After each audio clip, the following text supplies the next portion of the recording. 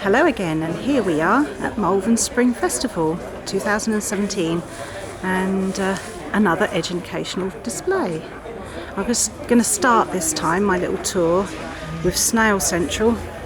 Rather than run away from the horrible subject, I've decided to make more of it and looking at deterrence and ways of keeping the numbers down, together with that little edible section there,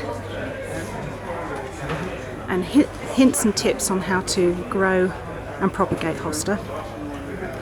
So as we come round here with the origins information, I've decided to look at key trends, and I've focused on coloured stems, which we've used Deanne's Dream to illustrate. Form and texture, I've used two here really.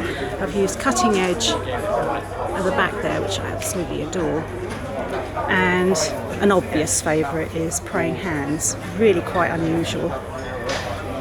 I've featured blue mouse ears as the trend for miniaturisation. It's actually the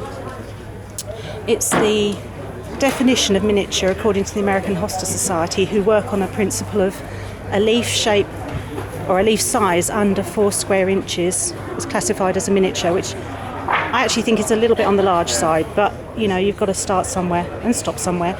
And Warwick Comet, which is the Seboldiana type, it's a beautiful cut leaf and it's got fantastic resistance to nibbling. And as we come round to the next section, I've done a whole piece on Seboldiana and its influence on the genus. So I come up here, it's the same poster I used at Harrogate, but on the opposite side I've looked at the Tardiana group and 4 key cultivars from that Tardiana group, and below the plants I've used in a sweep at the back are Seboldiana types, so Blue Mammoth and Sunshine Glory and what have you, and then coming around the front here to some selections of plants that have been developed from the Tardiana group, featuring a good old favourite, June. And I've got June here.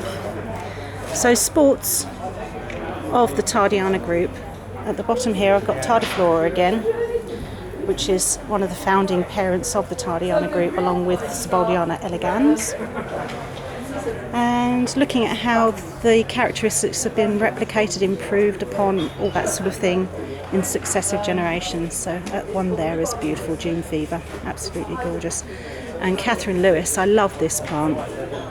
This particular variety starts out looking like a plain blue leaf, and the variegation starts to emerge during the season, and by the end of the season it looks almost white in the centre, which is really quite stunning to have that kind of autumn colour.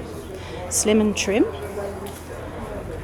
And Morning Dove, I absolutely adore this plant, and it's actually looking blue in this wonderful marquee we have here at Malvern. And so coming round, I'm about to enter into the world of the little ones with Venusta and Nakayana, and I've got my little Nakayana ladder there. It's not towers this time, it's ladders, and my Venusta tower. Some hints and tips on how to grow miniatures, looking after them. And interestingly, I've got an old variety at the back there called Valentine Lace. Absolutely lovely plant. It's a large variety and it has Nakayana origins. So from the little comes the big. And as we pan around again, it gives you another shot of the welly boots going into Snail Central. And that's a little sum up of our stand at Malvern. As you can see, the marquee is one big long one this time, which is brilliant, and the light levels in here are so much better than we were dealing with only a few weeks ago at Harrogate. And my blue leaves are actually looking blue. And I'll just pan around here and introduce, because he's trying to back out of it, David, who's been responsible for putting the sales table together. And David, my other half, comes and helps me at the shows now, as Roy's at the nursery, doing all the important stuff of propagating and watering and all those kind of things, just to keep everything moving well. That's our sales table, and in the background is the BBC filming with Carol. And we're about to go on a tour of the marquee and see what other delights are on show. And that's it for now.